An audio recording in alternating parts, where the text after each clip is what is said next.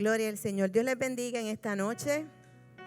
Qué bueno estar en la casa del Señor. Y en esta noche continuamos con nuestra campaña de educación.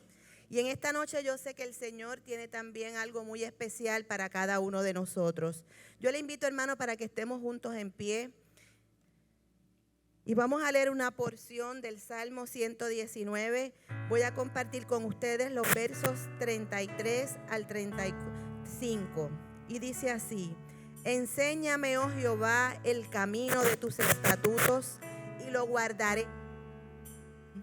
Dame entendimiento y guardaré tu ley y la cumpliré de todo corazón.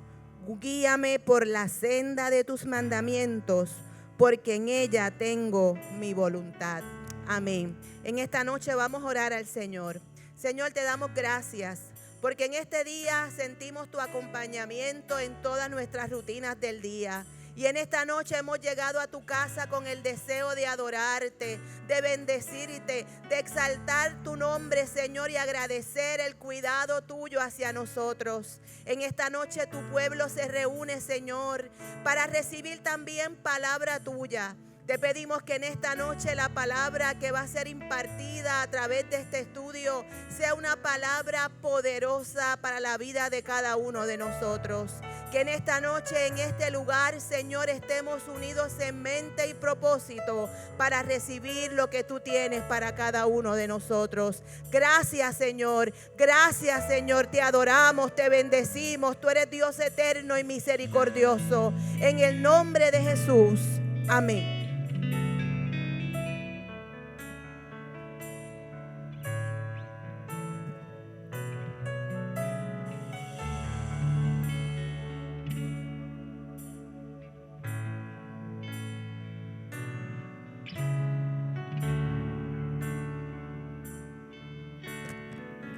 Adoramos, Jesús, te adoramos, digno de gloria, digno de honra.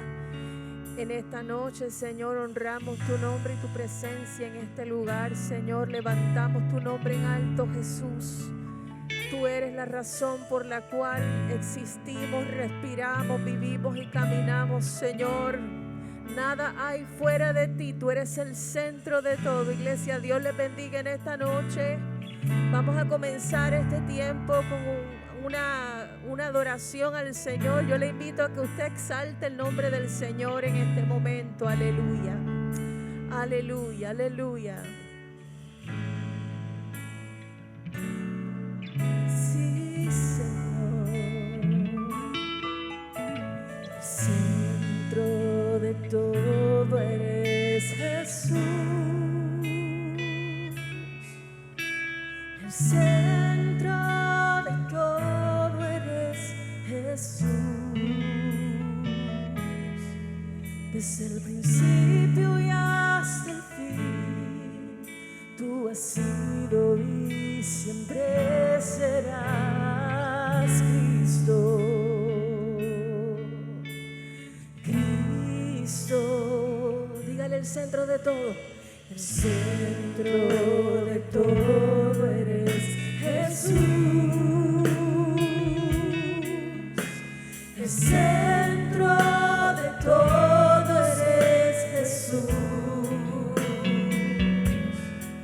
Desde el principio y hasta el fin, tú has sido y siempre serás Cristo.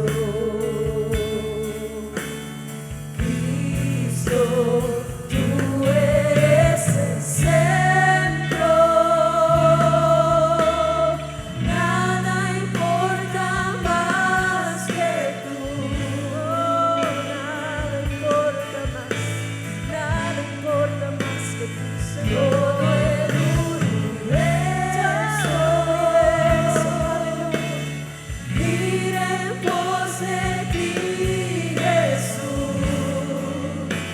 De ti, Jesús, centro eres solo tú, centro de todo es Jesús. Oh, el centro de todo, el centro de todo eres Jesús.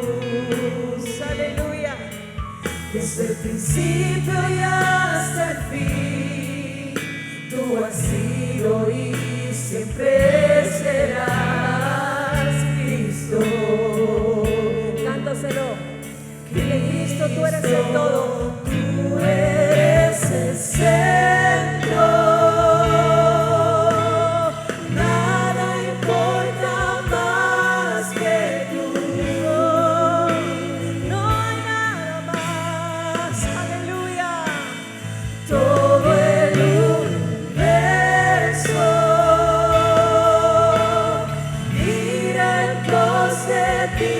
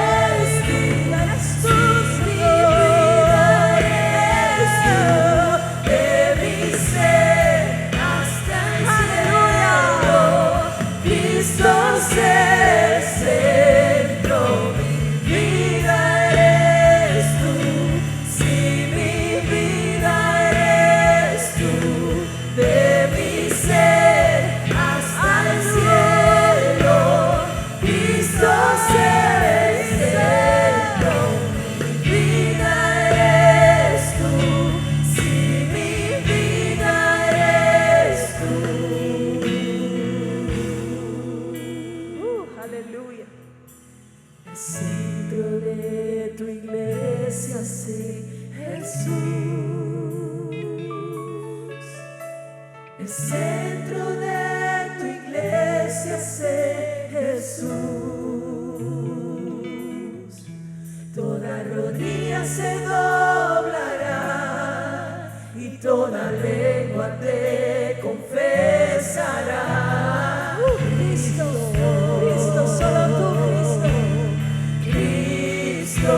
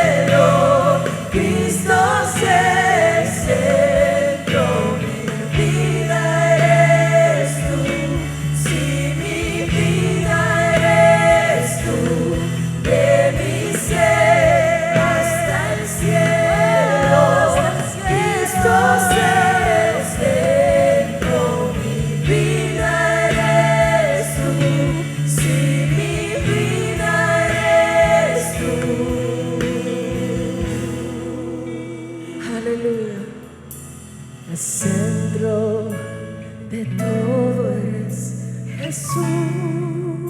Dile, el centro de mi vida. El centro de mi vida es Jesús. Desde el principio y hasta el fin, tú has sido y siempre serás Cristo. Aleluya, aleluya, aleluya, aleluya. Sí, Señor, te adoramos. Vamos, exalta el nombre de Cristo en este lugar. Exalta su nombre, aleluya, aleluya, aleluya. Aleluya, te adoramos, Dios. Maravilloso eres, Jesús. Sí, Señor, aleluya. En este momento vamos a adorar al Señor a través de nuestras ofrendas y diezmos. Así que vamos a prepararnos para hacerlo y en este momento, aleluya, con esa misma actitud y corazón agradecido, lleno de gozo, vamos a cantarle al Señor y vamos a estar orando por las ofrendas. Padre Celestial, en este momento, Señor, desde la gratitud de nuestro corazón, te ofrecemos a ti, Señor, de lo mucho que nos has dado, Señor. En este lugar yo te pido que cada corazón que entregue a ti una ofrenda llena de amor, lleno de gozo, lleno de gratitud, que seas tú, Señor, haciendo como dice tu palabra, Dios mío, porque tú eres galardonador de los que te buscan. Y en esta hora yo te pido, Dios, que podamos darte con gozo, que podamos darte con alegría, porque tú bendices al dador alegre. Aleluya.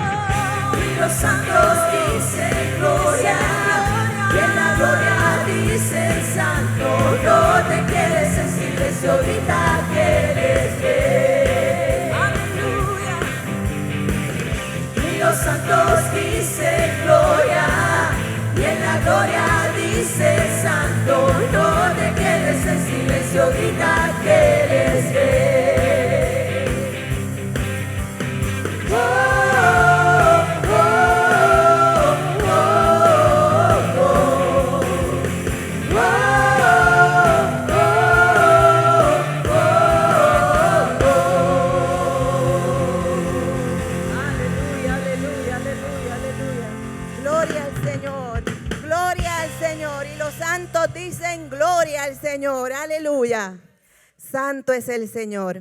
En esta noche que el Señor les continúe bendiciendo. Continuamos con nuestra celebración del mes de la Biblia y en esta noche nuestra iglesia vuelve a reforzar que somos una casa bendecida. Tenemos talentos y recursos en esta casa que son de bendición. Y en esta noche, continuando con el tema que hemos estado trabajando a través de estos meses en la escuela bíblica, tenemos como recurso al profesor Toledo, quien va a exponer el estudio de la palabra. El hermano Toledo por aquí. Dios les bendiga a todos en esta noche. La paz de Dios sea con ustedes. En esta noche estamos contentos de compartir esta experiencia y vamos a estar hablando, estamos bien ambiciosos esta noche, bien ambiciosos. Yo quisiera hablar acerca de 3 temas que cada uno de ellos requeriría una sección. Vamos a hablar acerca de la gran tribulación, del tribunal de Cristo y de la boda del Cordero, que son eventos que son paralelos. Yo sé que es un poco ambicioso tratar de hacer esto, pero me gustaría hacer lo mejor que se pueda en esa dirección. La semana pasada estuvo hablando la hermana Lidia de la escuela bíblica y una de las cosas que debemos recordar, que de las cosas que me parecieron que nos ayudan esta noche, es que la hermana Lidia de la escuela bíblica presentó una tablita donde hacía un contraste entre lo que es el arrebatamiento de la iglesia y lo que es la segunda venida de Cristo. Y el cuadrito que ella presentaba mostraba que no es lo mismo la segunda venida de Cristo y el arrebatamiento de la iglesia. Desde mi punto de vista, ese es uno de los grandes problemas que tenemos nosotros, la gente en la fe. Uno de los grandes problemas que tenemos la gente en la fe es que no sabemos diferenciar entre lo que es el arrebatamiento de la iglesia y la segunda venida de Cristo. Y algunas veces se tiene como sinónimo. Y lo he dicho en ocasiones pasadas y lo reitero esta noche. Algunas veces tú escuchas a algunos de nuestros líderes decir en medio del culto cuántos están esperando la segunda venida de Cristo y allá el macro de la iglesia dice amén. Entonces, desde mi punto de vista, tú estás diciendo que el arrebatamiento de la iglesia va a ocurrir, que tú te vas a quedar y que finalmente tienes tu esperanza de la segunda venida de Cristo. Así que la semana pasada en la escuela bíblica la hermana Lidia pues hizo una tremenda exposición y nos presentó en qué consiste la diferencia. Y en esta noche pues vamos a hablar un poco acerca de lo que es la gran tribulación, que honestamente es un tema que a nosotros no nos debe apasionar. Porque realmente la iglesia desde nuestra perspectiva no pasa por la gran tribulación, entonces no hay mucho que me parece a mí que investigar en el tema desde nuestra perspectiva de fe. A mí me interesaría más hablar acerca de lo que es el tribunal de Cristo y lo que son las bodas del Cordero, que son experiencias de las que afirmamos que la iglesia participa. Pero vamos de todas formas, como son eventos que son paralelos, ocurren simultáneamente, pues vamos a hablar acerca de ellos. Como toda charla, pues debe tener un objetivo, algo debemos perseguir, no estamos aquí simplemente por hablar de un tema, sino que pretendemos alcanzar algún propósito. Y yo he enumerado algunos propósitos que me gustaría trabajar. En primer lugar, definir el vocabulario bíblico que hace referencia a la gran tribulación. Déjeme decirle que una de las cosas que quizás debamos tener en perspectiva es que la gran tribulación, desde nuestra perspectiva, es parte del programa escatológico de Dios con Israel. Nosotros afirmamos que hay 2 programas escatológicos. Un programa escatológico del cual participa Israel y un programa escatológico del que participa la iglesia. La gran tribulación está relacionada principalmente con el pueblo de Israel. Por eso no tiene relevancia mayor que esa. De modo que las referencias a la gran tribulación, la mayoría de ellas van a estar en el Antiguo Testamento. Es obvio que estén en el Antiguo Testamento, porque si se trata de parte del programa escatológico de Dios con Israel, la revelación de Dios al pueblo de Israel es el Antiguo Testamento. Y dentro del Antiguo Testamento existen varios nombres para hacer alusión a lo que es la gran tribulación, y en esta noche compartiremos algunos de ellos. Pretendemos también reflexionar teológicamente sobre las enseñanzas de la gran tribulación y su cumplimiento futurista. dentro de las cosas que me parece que es bueno conocer o explorar, es por qué tiene que existir una gran tribulación. ¿Cuál es el propósito de esa gran tribulación? ¿Qué persigue Dios permitiendo que se produzca este momento de apretura? Así que vamos a hablar un poco acerca de eso. Identificar la base bíblica o pasajes utilizados para sostener la enseñanza de la gran tribulación. ¿Cuáles son los pasajes que aparecen en el texto bíblico que parecen hacer mención a ese evento de la gran tribulación? Enumerar los juicios de Dios que se derramarán durante el periodo de la gran tribulación y que yo estoy seguro que todos nosotros hemos escuchado. Yo estoy seguro que todos hemos escuchado acerca de los juicios de los sellos, y los juicios de las trompetas, y los juicios de las copas. Pues vamos a mirar un poco qué implicaciones tienen cada uno de estos juicios y cuál es la intención de Dios. Me parece que no es meramente una intención punitiva. O sea, este no es un Dios, nuestro Dios no es un Dios que se alegra de ver a la gente sufrir. De modo que los juicios no deben llevar la intención meramente de que la gente sufra, porque entonces tendríamos un Dios que se alegra del sufrimiento de los seres humanos. Y ese no es el Dios que nosotros conocemos. El Dios que nosotros conocemos es todo lo contrario, es un Dios de amor, un Dios de bondad, un Dios de compasión. Así que vamos a mirar un poco acerca de esos juicios y cuál es la intención de ellos. Y definir el concepto de tribunal de Cristo y las bodas del Cordero. Otro de los elementos que a mí me parece que nosotros, como gente de la fe, algunas veces no tenemos claro, es el hecho de lo que es el tribunal de Cristo versus lo que es el juicio del gran trono blanco. De hecho, algunas veces la idea que tenemos es que la iglesia pasa por el juicio del gran trono blanco, cuando en realidad esa no es parte del programa escatológico de Dios con la iglesia. Quienes atravesarán el juicio del gran trono blanco serán los infieles que no hayan validado el sacrificio de Cristo en sus vidas. Y el juicio del gran trono blanco, la intención que va a llevar es evidenciarles a ellos por qué razón no disfrutarán la eternidad con Dios. O sea, que ellos tengan ahí, mira, tú no vas a disfrutar de la eternidad con Dios por estas razones. Y se mostrará, y ahí es donde se habla, que se van a abrir los libros y se va a descubrir las acciones. Y algunas veces hay gente en la fe que vive con tensión. Y porque tiene secretitos que cometió, ¿verdad? Entonces dice, imagínate que se hablan allá esos libros y salga todas las cosas que yo hice que nadie sabe. Pues mire, estése tranquilo, porque su expediente criminal fue borrado.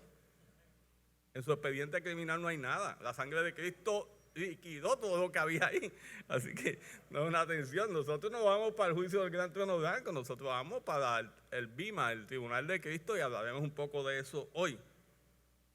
Quizás en otra ocasión pues podamos hablar de otros temas. Evaluar los asuntos medulares de ambas enseñanzas. Vamos a evaluar cuáles son los asuntos medulares de la gran tribulación, del Tribunal de Cristo y de las bodas del Cordero.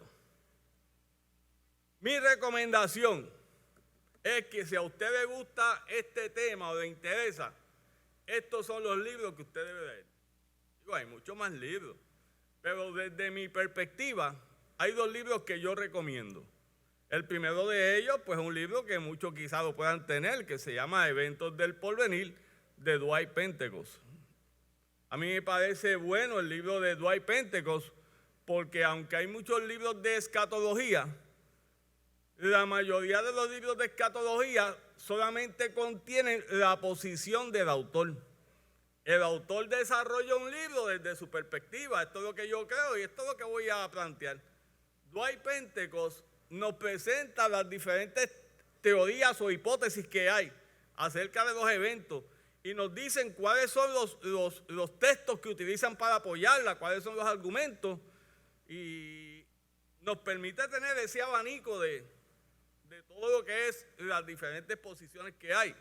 Obviamente, yo siempre le digo a mis estudiantes, al final del camino, Dwight Pentecost tiene una posición. Y él va a tratar de torcerte el brazo para que tú creas la que la firma. Entonces, cuando tú vas leyendo el texto, tú te vas a dar cuenta cómo él se va a inclinar hacia la posición que él cree. Y uno tiene que leer y tratar de identificar cuál es la posición del autor y hasta qué punto esa posición del autor es la que comparte la iglesia a la que yo asisto. En segundo lugar, hay un libro que me parece a mí que debe ser parte de la agenda del que le gusta el tema de la escatología, y es el libro Daniel y el reino mesiánico, del doctor Elvis Carballosa.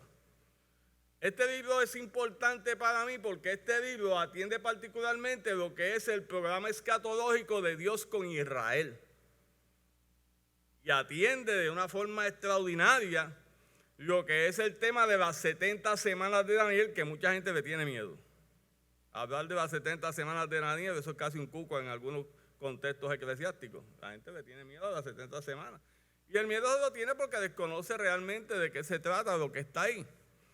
Si a usted no le gusta leer mucho y quiere enterarse acerca de esto de las 70 semanas, pues le tengo una alternativa. Usted va a YouTube y busca las 70 semanas de Daniel del doctor Elvis Carballosa. Y él tiene una conferencia donde básicamente hace una síntesis de su libro. Así que si a usted no le gusta leer, pues tiene ahí a la conferencia de Elvis Carballosa. Tiene que tener paciencia porque la conferencia dura como 3 horas. Okay. Que no, tampoco. Aquí no hay cosas instantáneas. Usted quiere tener conocimiento, el conocimiento no se obtiene instantáneamente. El conocimiento se obtiene con esfuerzo y un poquito de quizás sacrificio, por llamarlo de alguna forma. Siguiendo adelante, pues mira, yo estoy seguro que esto que yo tengo en pantalla usted lo conoce. Yo estoy seguro que cuando hablamos de los eventos escatológicos, todos tenemos una idea de esos eventos.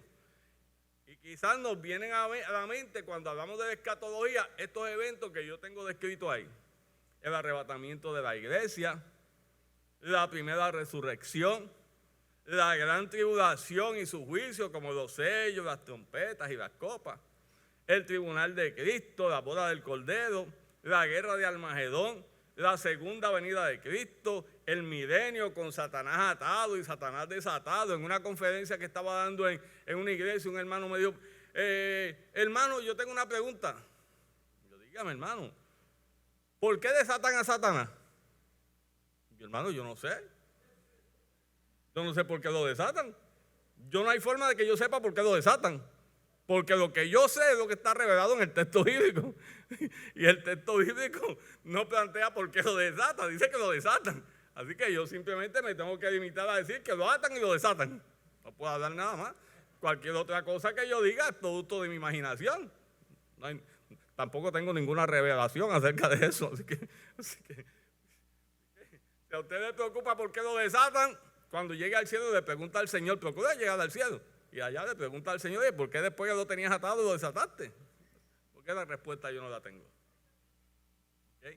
También hablamos de la guerra de Got. Hemos oído hablar de la guerra de Got y Magot. Hemos oído hablar del juicio del gran trono blanco y del estado eterno de los fieles y los infieles. Todo esto nosotros lo escuchamos. Yo diría que el problema principal que tenemos es cómo organizamos eso en orden cronológico. Porque aunque conozcamos los eventos, algunas veces se nos hace difícil ubicarlos en orden cronológico, qué sucede primero, qué sucede después, y quizás un poco de alguna explicación acerca de ello. Pues mira, cuando yo estoy allá en la universidad, yo tengo esta gráfica que, bueno, por ahí debe estar Ángel Pavón. Que los estudiantes que toman curso conmigo, por lo general, se la aprenden de memoria, porque yo se las presento en todas las clases. Porque mi intención es que el estudiante pueda reconocer cuál es el orden de los eventos escatológicos. Eso para mí es una ganancia en ese sentido. Y siempre que hablo de ese orden, yo comienzo hablando de lo que es la primera venida de Cristo. Y la primera venida de Cristo no es otra cosa que su encarnación, porque el programa escatológico comienza con la primera llegada de Cristo. Y aquí, con esta primera llegada de Cristo, es que va a ocurrir la separación entre el programa escatológico de Dios con la iglesia y el programa escatológico de Dios con Israel. ¿Por qué eso se divide? Pues mira, la razón para que eso se divida está en Juan capítulo 1, versos 11 y 12. Juan capítulo 1, versos 11 y 12 dice: a los suyos vino y los suyos no le recibieron, mas a todos los que le recibieron, a los que creen en su nombre, les dio potestad de ser hechos hijos de Dios. Así que ese texto plantea que el programa escatológico de Israel no sigue corriendo, porque Israel rechaza a Cristo como el Mesías. Entonces Dios, dentro de la escatología, se dice que se abre un paréntesis, y ese paréntesis es la iglesia, y va a comenzar a funcionar la era de la iglesia. Si el programa que está corriendo en este momento es el de la iglesia, para que se reanude el programa de Dios con Israel, la iglesia tiene que salir del escenario.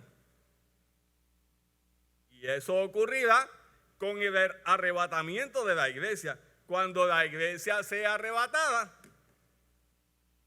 de hecho, de acuerdo a lo que plantea Pablo en Primera de Tesalonicenses, capítulo 4, versos 13 al 18, Pablo habla de dos eventos simultáneos de los cuales participa la iglesia. Pablo habla de la primera resurrección, de la cual participarán los fieles que hayan muerto en el momento antes de que Jesucristo venga a levantar su iglesia. Y habla del arrebatamiento. Pablo dice: luego nosotros, los que vivimos, seremos transformados. Y ahí ocurre entonces el arrebatamiento de la iglesia. Luego del arrebatamiento de la iglesia, pues entonces va a ocurrir aquí en la tierra la gran tribulación. Y esa gran tribulación va a estar, se van a experimentar unos juicios que van a ser los juicios de los sellos, los juicios de las copas y de las trompetas. Y luego de la gran tribulación ocurrirá la guerra de Armagedón, que aparece descrita en Apocalipsis capítulo 19, versos 11 al 21. Y esa guerra de Armagedón es un intento de las fuerzas del mal, del diablo y sus allegados, de tratar de destruir a lo único que representa a Dios en este planeta en ese momento. ¿Quiénes son los únicos que representarán a Dios en ese momento?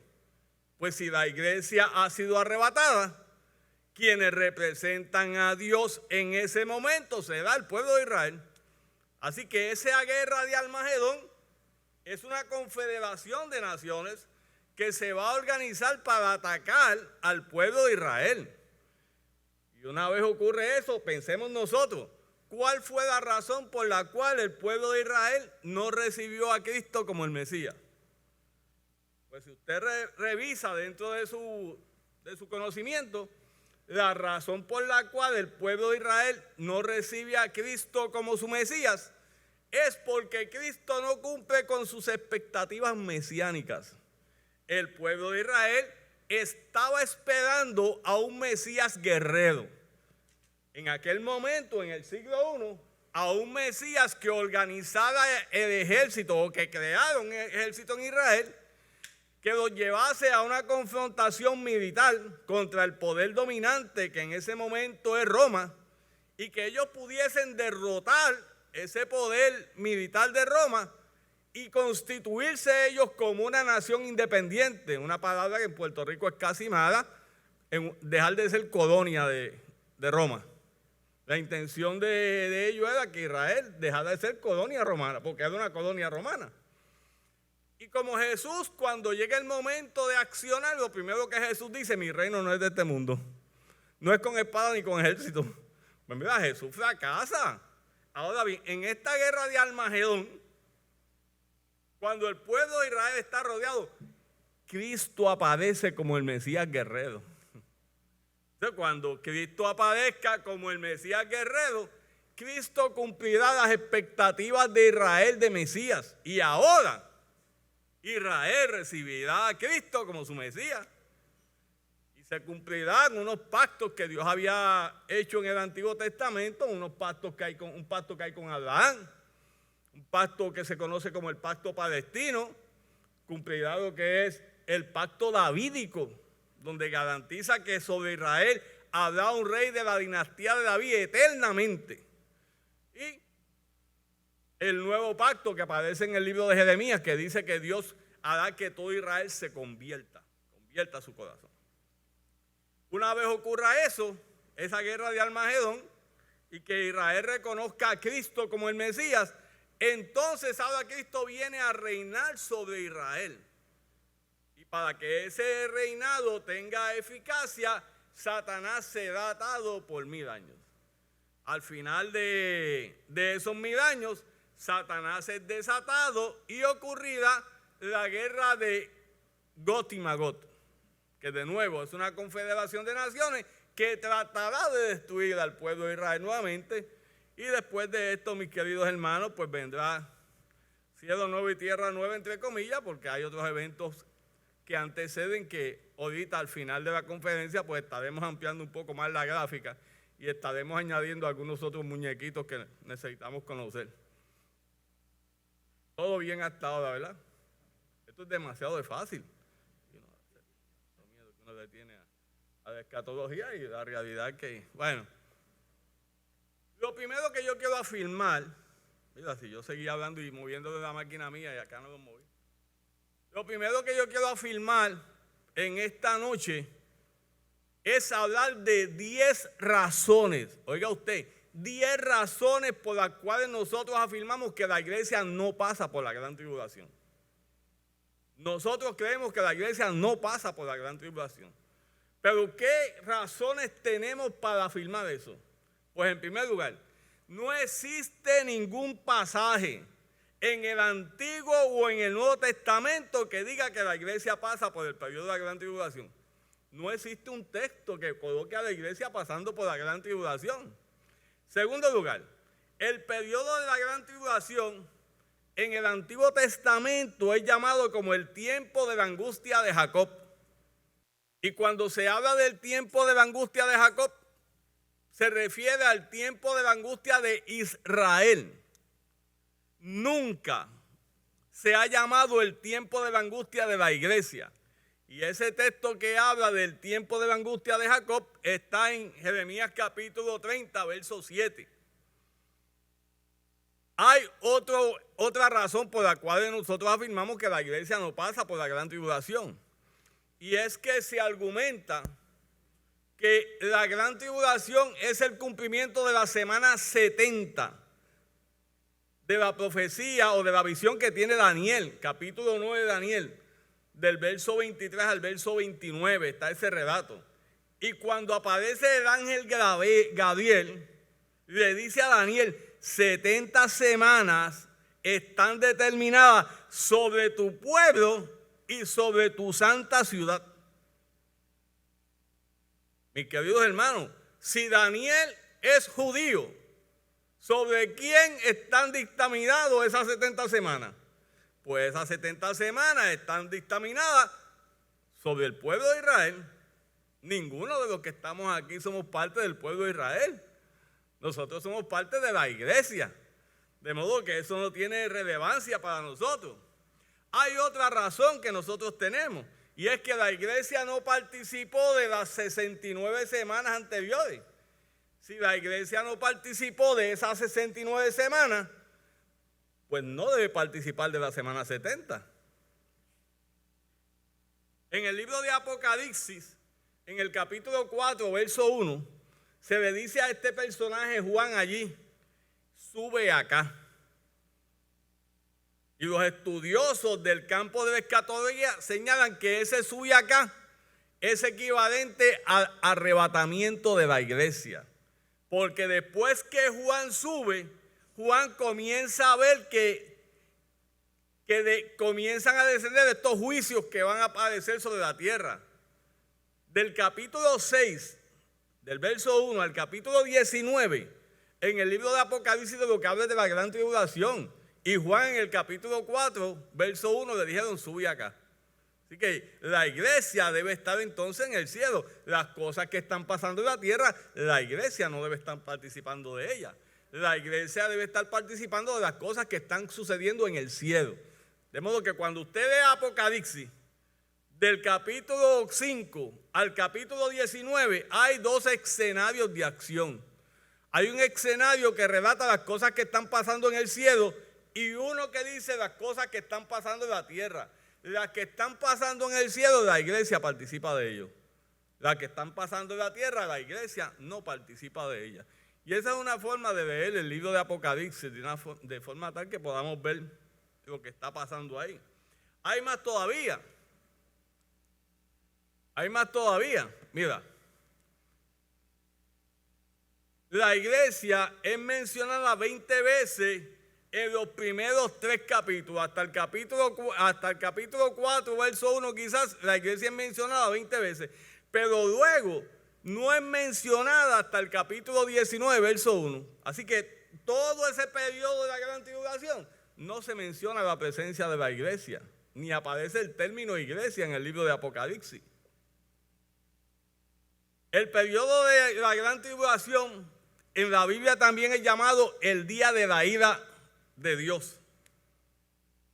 Pero cuando nosotros miramos Primera de Tesalonicenses capítulo 5 verso 9, Pablo dice que Dios no ha puesto la iglesia para ira. Pues si ese tiempo se habla de que es la ira de Dios y Dios no ha puesto a la iglesia para ira, pues la iglesia no debe estar en ese momento en la tierra. Otro de los elementos que se utiliza para afirmar que la iglesia no pasa por la gran tribulación es el hecho de que cuando usted lee Mateo capítulo 24, verso 37, señala que esos días van a ser como en los días de Noé. Que el momento de la gran tribulación, ese escatón, será como en los días de Noé. Pensemos nosotros, ¿qué pasó con Noé en ese momento que había mucha maldad en el mundo? Y que vino el gran juicio, el diluvio. Pues cuando nosotros miramos el relato, dice que Noé y su familia no participaron de ese diluvio porque se montaron en un barquito y sobrevivieron. Pues si va a ser como en los días de Noé, debe significar que la iglesia no atravesará por ese proceso como no atravesó la familia de Noé por ese proceso. Eso se afirma que entonces que la iglesia será arrebatada. En Lucas capítulo 17, verso 28, Lucas dice que esos días serán como los días de Lot. Usted conoce la historia de Lot, ¿verdad? Pues mira, en la historia de Lot, que aparece en el capítulo 19 de Génesis, que nosotros conocemos que descendió un juicio sobre Sodoma y Gomorra. Pero antes de que descendiese ese juicio, ¿qué pasó con Lot? Pues el relato dice que Lot fue sacado. Pues si va a ser como en los días de Lot, debe significar que la iglesia será sacada antes de que comiencen a caer esos juicios divinos. En Apocalipsis capítulo 13, verso 7, dice que Satanás también se le dio autoridad sobre toda tribu, pueblo, lengua y nación. Que en ese periodo de la gran tribulación, Satanás tendrá poder sobre todo pueblo, lengua y nación. Mis queridos hermanos, esto debe evidenciar que la iglesia no está ahí. ¿Por qué decimos que la iglesia no está? Porque la iglesia es cuerpo de Cristo y Satanás nunca tendrá control sobre el cuerpo de Cristo. Pues si él tiene control en esa época, debe significar que la iglesia no está. La iglesia ha sido arrebatada. Y estas son algunas de las razones que se presentan en el librito que les presenté ahorita, el de Dwight Pentecost. Dwight tiene más razones. Aquí solamente estamos mencionando algunas para que veamos por qué nosotros afirmamos que la iglesia no pasa por la gran tribulación. Ok.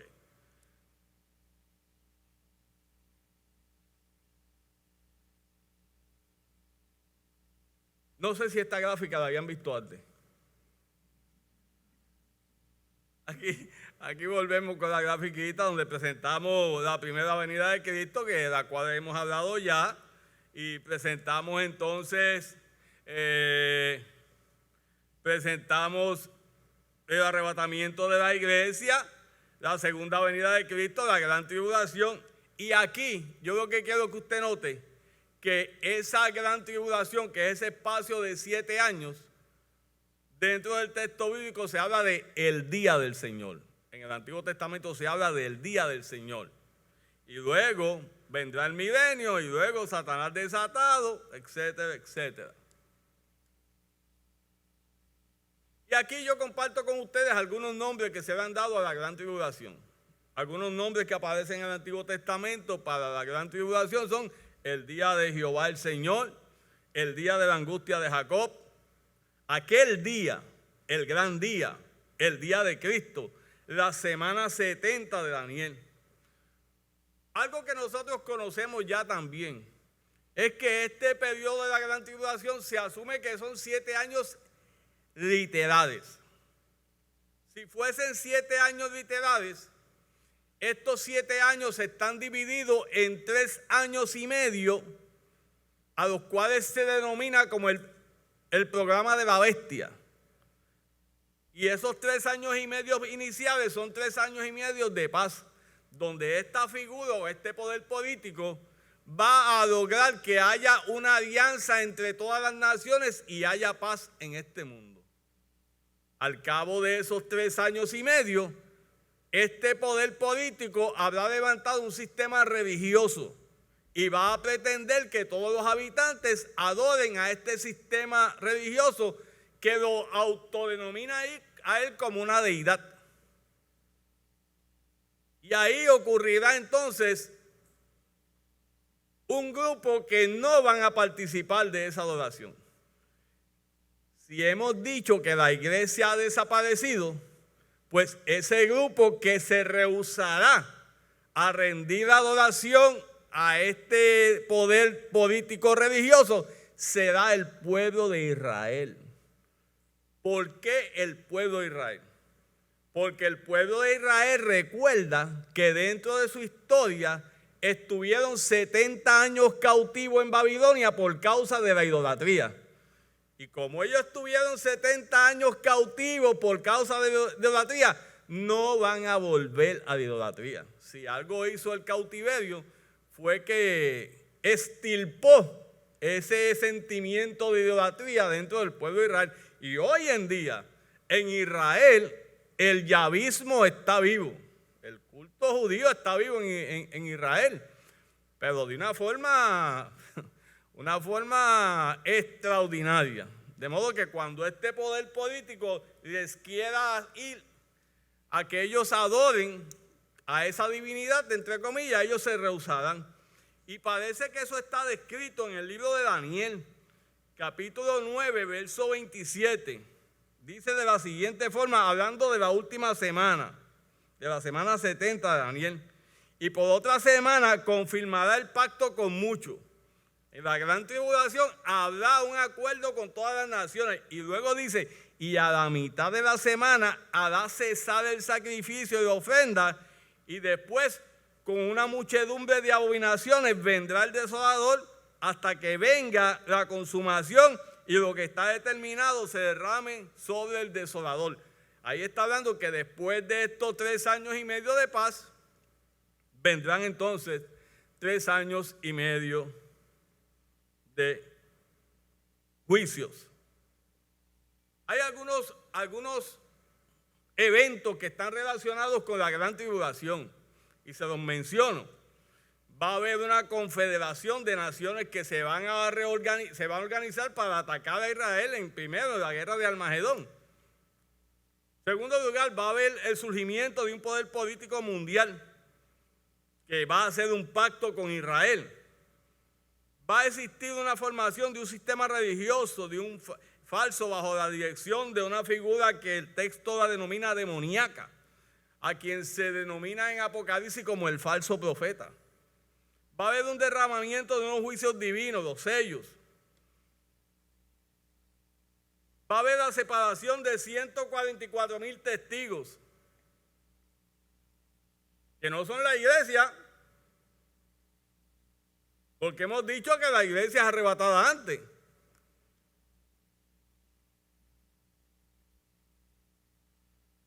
Y esto del arrebatamiento de la iglesia, hay gente que ha levantado un sinnúmero de teorías, y a nosotros nos han enseñado una serie de cosas que, desde mi punto de vista, no tienen ningún apoyo bíblico. Yo estoy seguro que usted ha escuchado la historia esta de que en el arrebatamiento se van los que están calientitos. Y porque nosotros clasificamos a los creyentes como calientes, tibios y fríos. Entonces los que están calientitos se van, los más espirituales, pero los que no son tan espirituales, esos se quedan. Entonces estoy seguro que he escuchado la historia de que esos en la gran tribulación se dejan decapitar y se salvan. ¿Alguna vez escuchó eso? Pues no la juegue, que se puede quedar sin premio. No la juegue, no la juegue. Yo afirmo que toda la iglesia se va en el arrebatamiento. Toda la iglesia. No se queda uno. La iglesia se va.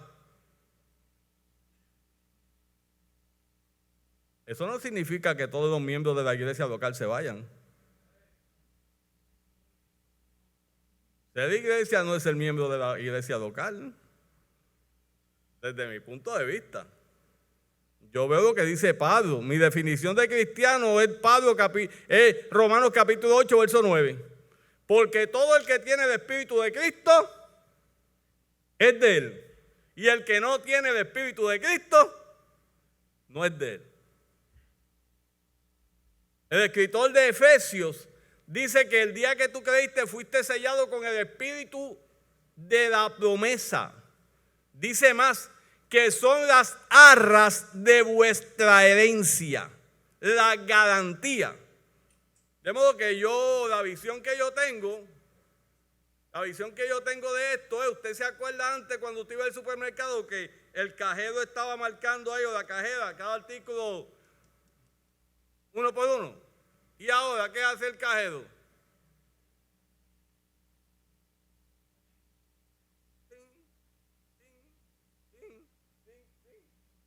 Esta es la visión que yo tengo del arrebatamiento. El Espíritu Santo va a pasar el escáner. ¡Tin, tin, tin, tin, tin, tin! Y el que tiene el Espíritu va a sonar. ¡Tin! Este se va.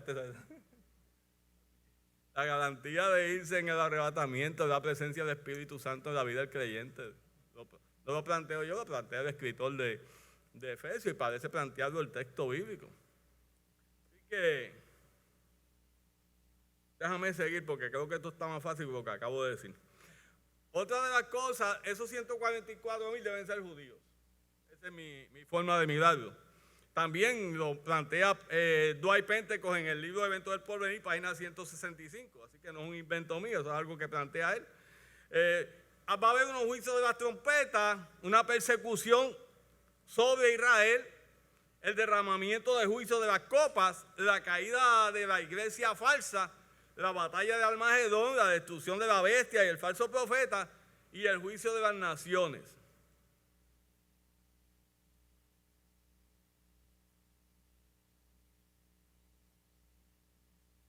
Aquí estoy, ok. Y aquí yo quiero dedicar un momentito para que veamos cuál es el propósito de la gran tribulación. Dijimos que la gran tribulación tiene un propósito. Pues mira, ¿cuál es el propósito? El propósito de la gran tribulación es preparar a la nación de Israel para recibir al Mesías. La intención es preparar a Israel para que reciba al Mesías, para que Cristo pueda reinar sobre él por 1000 años. Así que esa es la intención inicial. El propósito de Dios para con Israel en la gran tribulación es el de traer conversión a una multitud de judíos que entrarán a las bendiciones del reino y experimentarán el cumplimiento de todos los pactos de Dios con Israel. O sea, que la intención de la gran tribulación responde al programa escatológico de Dios con Israel. Que Israel reconozca a Cristo como el Mesías. Y finalmente derramar unos juicios sobre los hombres y las naciones incrédulas. Cuando usted mira las 70 semanas de Daniel, en las 70 semanas de Daniel señala que esta semana 70 lleva la intención de terminar con la desobediencia en Israel, de poner fin al pecado, de expiar la injusticia que pudiese haber en Israel. También habla de que esta semana 70 va a producir traer justicia perdurable sobre la nación de Israel, sellar la visión de la profecía. Cuando se habla de sellar la visión de la profecía, implica dar por cumplida la profecía. Ese elemento de sellar implica que ya esto se cumplió. Ya esto. Y finalmente habla de ungir al Santo de los Santos. Y cuando habla de ungir al Santo de los Santos, lo que implica es proclamar rey a Jesucristo. Rey a Jesucristo sobre Israel. Básicamente esa es la intención. La gran tribulación, como dijimos ahorita, tiene dos secciones principales. Tiene 3 años y medio, que van a ser 3 años y medio de paz, de progreso, economía. Imagínense, 3 años y medio sin guerra en este planeta. 3 años y medio sin guerra, la economía va a florecer. La situación ambiental va a estar todo. ¿Usted sabe cuánto invierten las naciones en armamento? Pues eso no hay que invertirlo en armamento porque van a ser 3 años y medio de paz. De modo que va a haber bonanza económica. Y todo el mundo va a estar contento. Este es el hombre que necesitaba, ¿no? ¿Sabe? Este es el hombre que necesitamos. Esto está tranquilo, estamos bien, económicamente estamos bien. ¿Ok? Pero al final de esos 3 años y medio se levantará una persecución por parte de este sistema contra Israel y derramarán unos juicios. Y hemos dicho que esa persecución se va a levantar cuando Israel se rehúse a rendir adoración a este sistema religioso. Y los juicios los hemos mencionado, el juicio de los sellos, de las trompetas y de las copas. Y una de las cosas que a veces nos mete miedo a nosotros es el mensaje esa de los jinetes del Apocalipsis. Eso como que los jinetes del Apocalipsis debe ser algo. Pues vamos a hablar un poco acerca que es parte del juicio de los sellos. Vamos a hablar un poco de eso. ¿Qué son los juicios de los sellos? Primero, el primer juicio, cuando se abre el primer sello, el texto dice en Apocalipsis capítulo 6, versos 1 y 2, dice que aparece un jinete en un caballo blanco, que representa el reinado del anticristo, quien ofrece paz al mundo en los primeros 3 años y medio. Así que ese caballo que aparece primero ahí, caballo blanco, representa el sistema político del anticristo ofreciendo paz a la humanidad. Luego habla de que se desata el segundo sello y aparece un jinete de un caballo rojo, que representa la guerra de la gran tribulación como un intento de tener dominio. Ese caballo rojo lo que implica es que cuando este sistema del anticristo procure adoración, aquellos que se rehúsen a rendir adoración, se levantará una persecución contra ellos. Por eso se presenta un caballo rojo que implica lucha, violencia, sangre, venganza. Esa es la intención de la proyección que hace. Luego, el libro de Apocalipsis, en el capítulo 6, versos 5 y 6, habla del caballo negro. Cuando se habla del caballo negro, se habla acerca del hambre y la escasez por causa de las guerras que están ocurriendo. Usted sabe que cuando hay guerra, pues va a haber escasez de alimentos, ¿ok? Porque se destruyen también los sembrados, etcétera, etcétera. Así que el caballo negro lleva la intención de enfatizar esta hambre y esta que habrá en esa época. Luego habla de un caballo,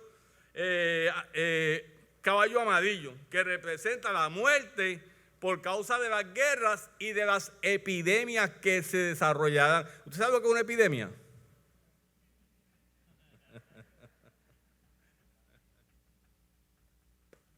Entonces, por eso se presenta un caballo amarillo que está hablando de la mortandad que ha ocurrido y por causa de las guerras que se han desatado y por causa del hambre que habrá.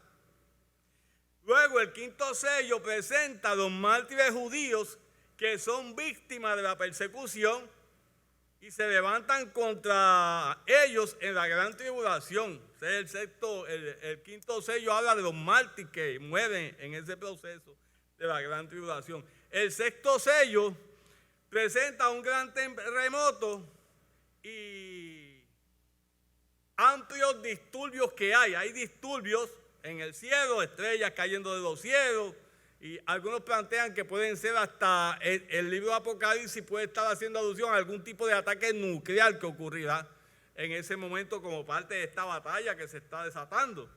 Y luego aparece el séptimo sello, y el séptimo sello lo que dice es que se están haciendo unos preparativos para lo que viene ahora, que lo que viene ahora va a ser el juicio de las trompetas. Y aquí yo me quiero detener para recordar algo que dije ya. Dije ya que la intención de la gran tribulación es que Israel reconozca a Cristo como el Mesías. Es preparar a Israel para que Israel pueda aceptar a Cristo y convertirse a Él. Por eso, mire la primera trompeta. Cae granizo y fuego mezclados con sangre. Y esto es equivalente a la séptima plaga que sus ancestros vivieron en Egipto. Y en este granizo que cae, una tercera parte de la vegetación es destruida. Así que, señores, la cosa estaba mala por las guerras que habían y ahora se destruye una tercera parte de la vegetación. Eso va a implicar que la situación ahora va a ir aumentando en intensidad. No solo eso, que el pueblo de Israel recordará, porque señores, el pueblo de Israel sigue leyendo el texto bíblico. Y ellos recordarán que sus ancestros en Egipto vivieron una experiencia como esa y Dios los guardó. Recordarán lo que dice en Éxodo capítulo 9, verso 24, que es esa plaga. Luego se toca la siguiente trompeta y una gran montaña ardiendo en fuego se precipita sobre el mar y una tercera parte del mar se convirtió en sangre y muere una tercera parte de las criaturas del mar. Y este juicio es similar a la primera plaga en Egipto, que las aguas se convirtieron en sangre. Así que, por un lado, aquí ahorita dijimos que el primero hace que se destruya una tercera parte de la naturaleza y ahora se destruye una tercera parte de la vida marítima. Pero encima de esa destrucción, Israel está recordando de cómo Yahvé guardó a sus ancestros en Egipto, porque Dios guardará a Israel en este espacio de tiempo. Luego viene la tercera trompeta. Cayó del cielo una gran estrella ardiendo como una antorcha. Las aguas potables son afectadas. Dijimos que se afecta primero las aguas del mar y ahora se afectan las aguas potables. Y vamos viendo cómo se va degenerando la vida en la tierra en ese momento. La cuarta trompeta, el sol y la luna se oscurecen. Y esto le recuerda al pueblo la novena plaga en Egipto, que fue la plaga de la oscuridad que aparece descrita ahí en Éxodo capítulo 10, verso 21 al 23. La quinta trompeta, el ángel del abismo abrió el pozo y salen unas langostas que atormentan a los que están allí. De nuevo, esto hace alusión también a una de las plagas que hubo en Egipto, que aparece descrita en el capítulo 10, versos 12 al 15. Estamos hablando de la plaga octava. Luego la sexta trompeta, un gran ejército recibe órdenes para marchar con fuerza destructiva por toda la faz de la tierra. La trompeta sexta presenta la organización de un ejército que va a atacar a alguien. Y ese alguien quizás sea el pueblo de Israel, en lo que se da próximamente la guerra de Armagedón. La trompeta sexta plantea el acercamiento ya a ese ataque al pueblo de Israel. Y luego viene la trompeta séptima, que se escuchan unos voces, unos truenos. Y cuando cuando suene esa trompeta, lo que va a aparecer ahora es otro grupo de juicios. Y ahora van a venir los juicios de las copas. Y las copas, cuando se derrama la primera copa, un ángel derrama una copa sobre la tierra y comienza el relato diciendo que unas úlceras malignas y pestilentes sobre los hombres que tenían la marca de la bestia y que adoraron su imagen. Y hemos dicho que Israel no tendrá la marca, porque Israel no participará de esta acción. Y esto es equivalente a la sexta plaga de Egipto. La segunda copa es derramada, el mar se convirtió en sangre como de muertos y murió todo ser vivo que había en el mar. Cuando sonó la trompeta, una tercera parte. Pero ahora cuando se derrama esta copa, todos los seres vivos del mar se mueren y vuelve a incrementarse el elemento del hambre en el mundo. Luego aparece la tercera copa, los ríos y las fuentes de agua, agua potable, se convierten en sangre, similar a la plaga de Egipto, a la primera plaga de Egipto. La cuarta copa, el sol, al cual fue dado al sol el poder de quemar a los habitantes. Yo no sé si usted vivió esa experiencia, que yo sé que es una experiencia cruel, pero yo recuerdo de niño que de momento uno se encontraba una lupa y con esa lupa algunas veces a uno le daba con ponerla sobre un papel para que se prendiera. ¿Usted se acuerda de eso? ¿O ninguno practicó eso? Pero algunas veces el juego era morboso y la lupa se enfocaba a las hormigas. Se habla ahí de que el sol va a castigar a los habitantes. Bueno, no hay que hablar mucho de eso. Usted sabe lo que dice la ciencia, que la capa de ozono, ¿qué está pasando con ellos? Está desapareciendo. Y que eso va a hacer que los rayos del sol penetren más sobre la tierra, con los efectos que eso va a tener o que está teniendo ya sobre la piel. ¿Okay? Luego se habla de la quinta copa, sobre un trono, el trono de la bestia, y su reino se cubrió de tinieblas, mordían de dolor sus lenguas. Estamos hablando, esa copa quinta plantea un caos político que va a haber, porque la bestia se va a dar cuenta que sus intentos por tener el control mundial ahora son imposibles.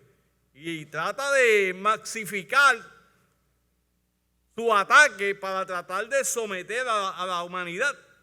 Y luego se abre la sexta copa, se prepara el camino para la invasión de los reyes en el oriente, y ahorita hablábamos que eso pudiese ser un camino a la guerra de Armagedón. La copa séptima salió una gran voz del templo, del cielo, y el trono diciendo, hecho está. Yo no sé si ese hecho está, a ustedes recuerda algo de los evangelios,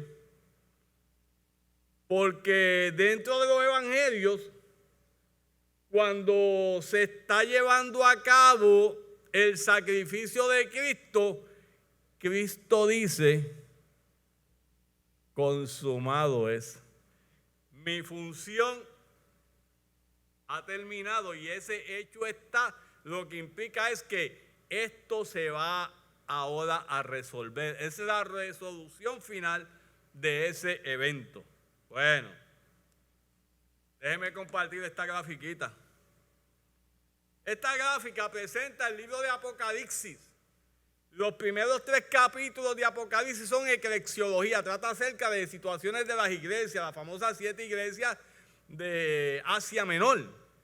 Capítulo 4, verso 1, dijimos que ocurre el sube acá Juan, que debe ser sinónimo del arrebatamiento. Y ahí en la tierra va a ocurrir la gran tribulación con el programa de la bestia.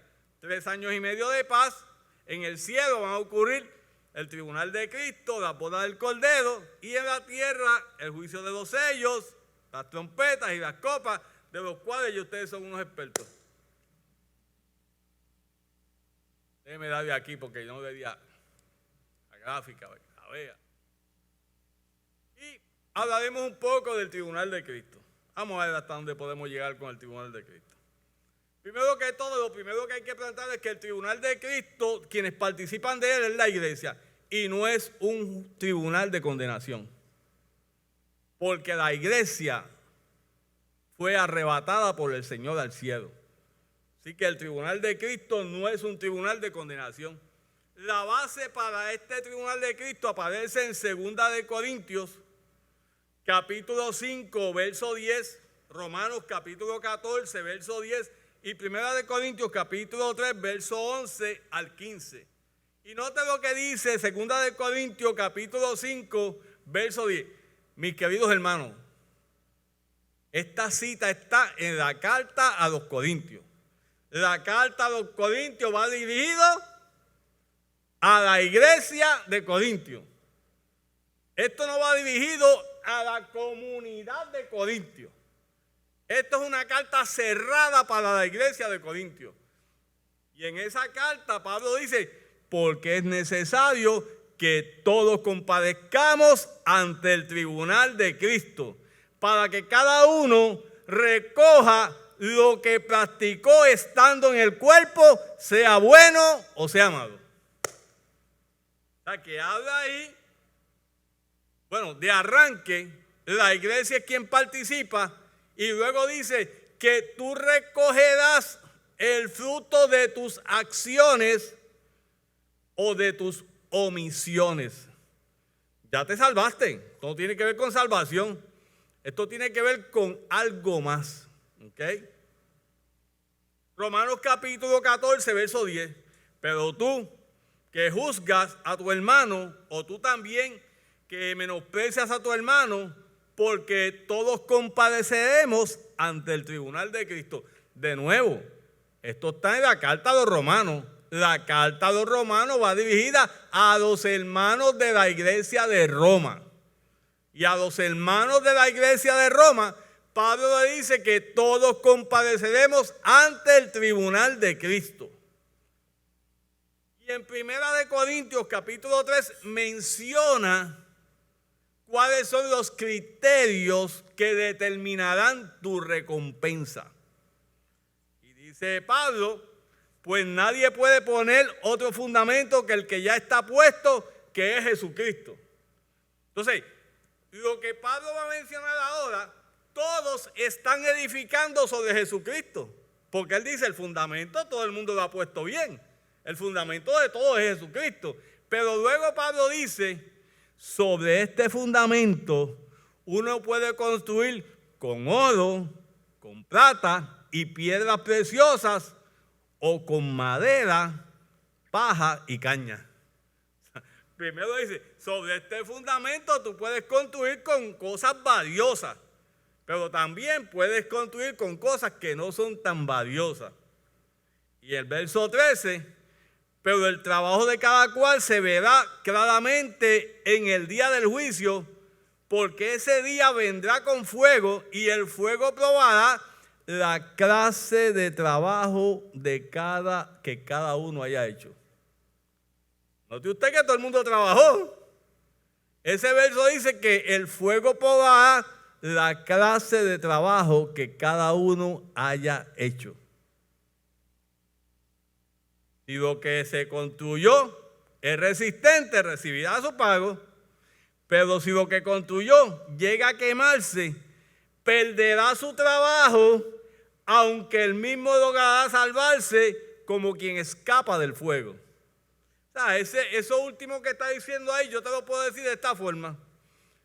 Eso último dice que algunos pasarán raspa cum laude. ¿Usted sabe lo que es raspa cum laude? Usted sabe que hay premios, manda cum laude, cum laude. Entonces, ¿y cómo te fue la graduación? Me gradué. Sí, me gradué. Eso es todo lo que tengo que decir. Puede ser básicamente lo que parece plantear el texto, ¿verdad? ¿Todo bien hasta ahí? Bueno. Déjeme decirle que dentro del texto bíblico hay dos palabras para hablar de tribunal. Hay una palabra que es el término criterion y hay una palabra que es el término bima. Y cuando se usa el término criterion, se refiere a un tribunal donde van a juzgar a alguien por una acción criminal. Pero cuando se usa el término bima, se refiere a una plataforma que tiene unos escalones donde van subiendo los atletas que compitieron en algún evento. Y en ese podio se le va a otorgar el premio. Usted sabe que los otros días pasaron las Olimpiadas. Y hubo gente que subió al podio y recibieron medalla de bronce. Y hubo otros que recibieron medalla de plata. Y hubo otros que recibieron medalla de oro. Pues esa es la idea del bima. Es un lugar, un tribunal donde tú no vas a ser juzgado, sino que tú vas a ser recompensado. Esa es la idea que presenta el concepto de bima.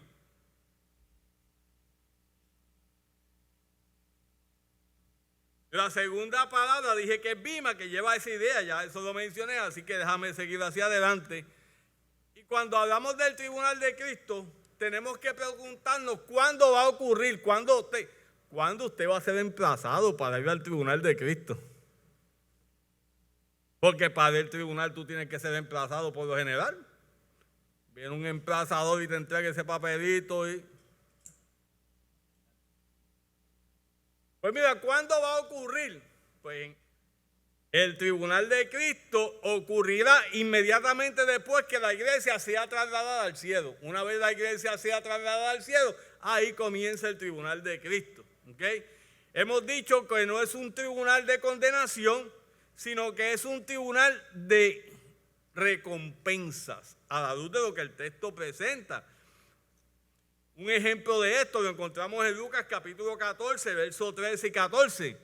Mas cuando hagas banquete, llama a los pobres, los mancos, los cojos, los ciegos, y serás bienaventurado, porque ellos no te pueden recompensar, pero te será recompensado en la resurrección de los justos.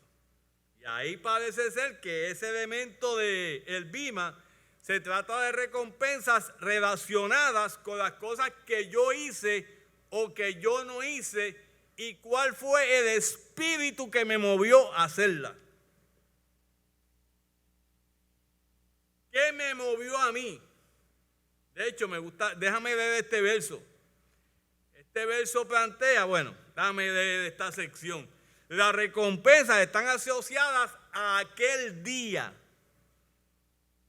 Esto es el día del cual el Señor Jesús viene por los suyos en el arrebatamiento. Primera de Corintios capítulo 4, verso 5. Así que no juzguéis a nadie antes de tiempo hasta que venga el Señor, el cual aclarará también lo oculto de las tinieblas y manifestará las intenciones del corazón. Note usted lo que dice Pablo ahí.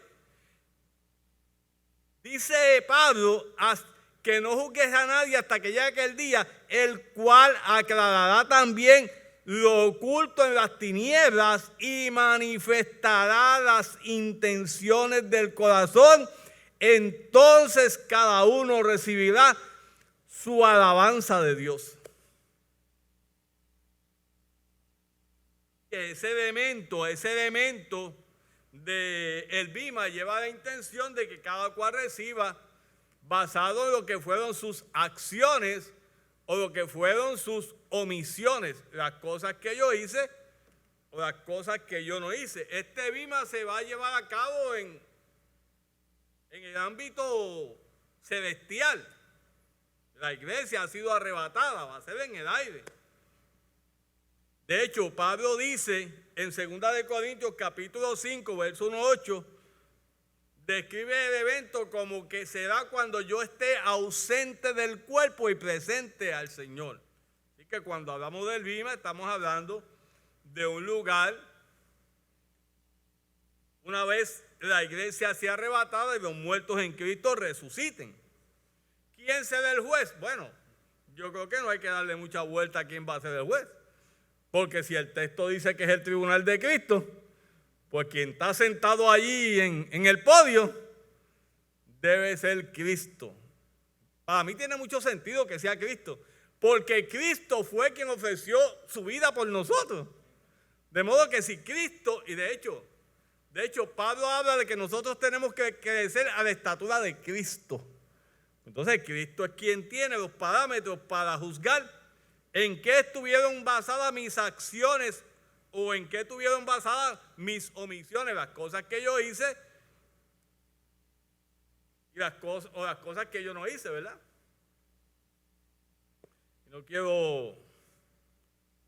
Solamente quiero enfatizar en términos del tribunal de Cristo que la salvación dada al creyente en Cristo lo ha librado de juicio condenatorio. El tribunal de Cristo no es un juicio de condenación.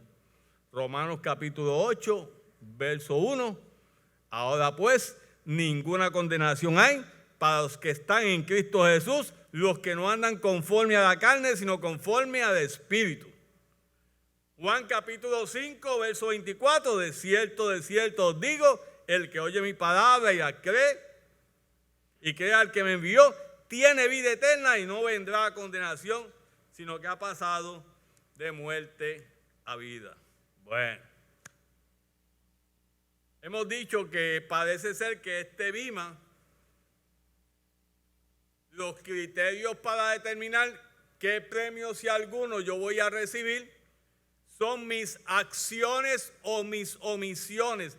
¿Qué me motivó a mí a hacer las cosas? ¿Me motivó a mí a hacer las cosas una razón honorable? ¿O hice las cosas para causar buena impresión, para cumplir con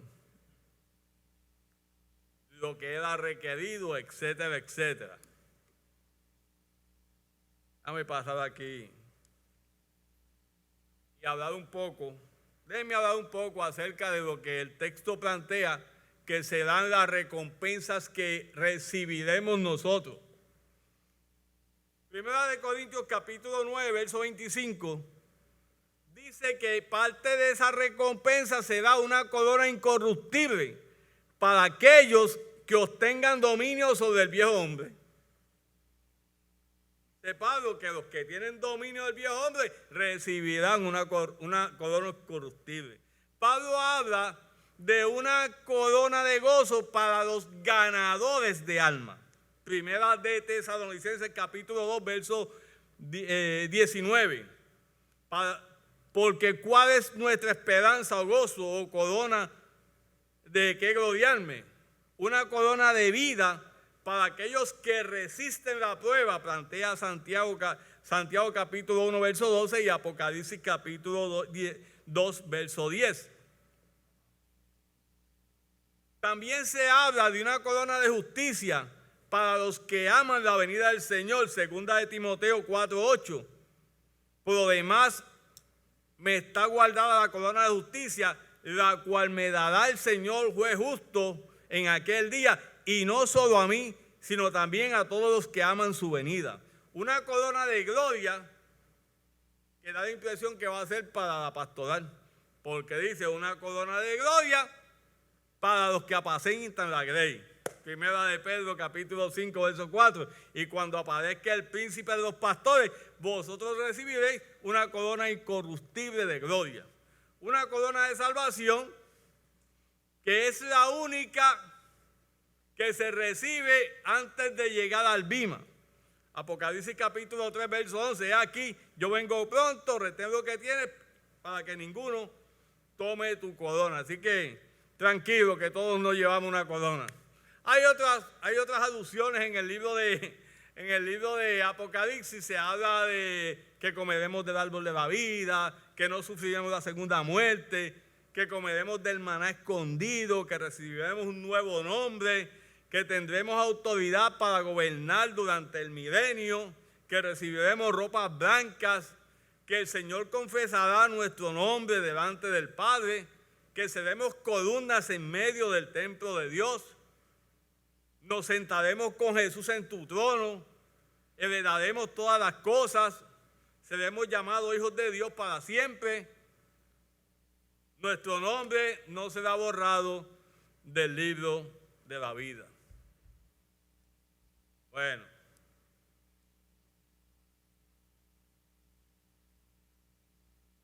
dicho eso, me gustaría tomar el resto de tiempo que me queda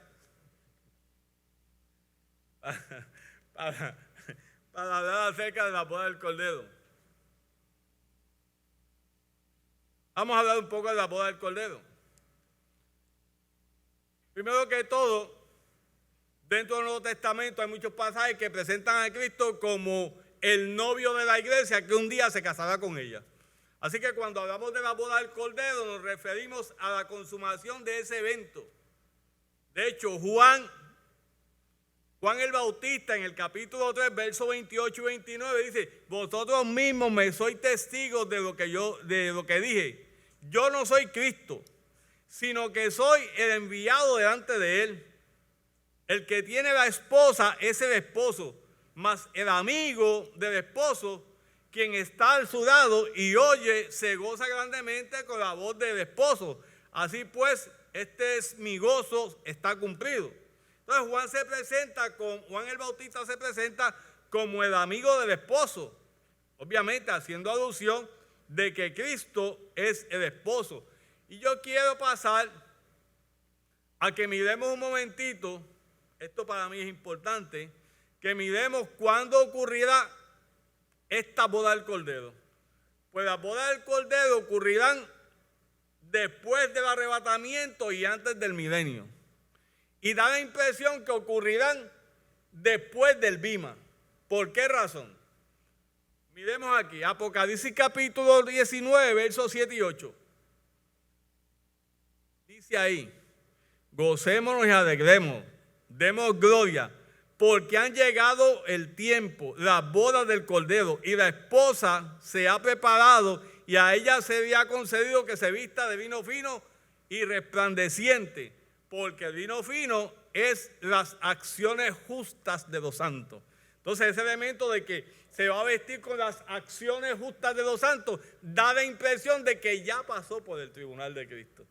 Otro detalle significativo que yo quiero dar atención es el hecho que quizás usted haya escuchado que la iglesia viene a reinar con Cristo cuando Cristo venga. Pues si la iglesia viene a reinar con Cristo, significa que las bodas del Cordero ya pasaron, porque ahora el escenario se torna aquí a la tierra. Y hay unos textos que parecen evidenciar que la iglesia viene con Cristo. Y uno de ellos es el que acabo de mencionar. Apocalipsis capítulo 19, versos 7 y 8, presenta que cuando la iglesia se presenta ante Cristo para la famosa boda del Cordero, se va a vestir de vino fino, limpio y resplandeciente.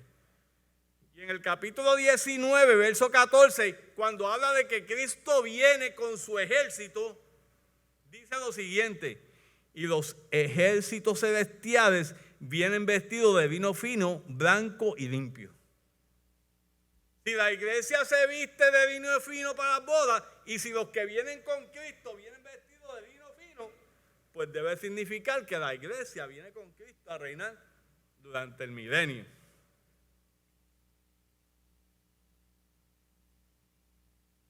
¿Todo bien? Casi bien.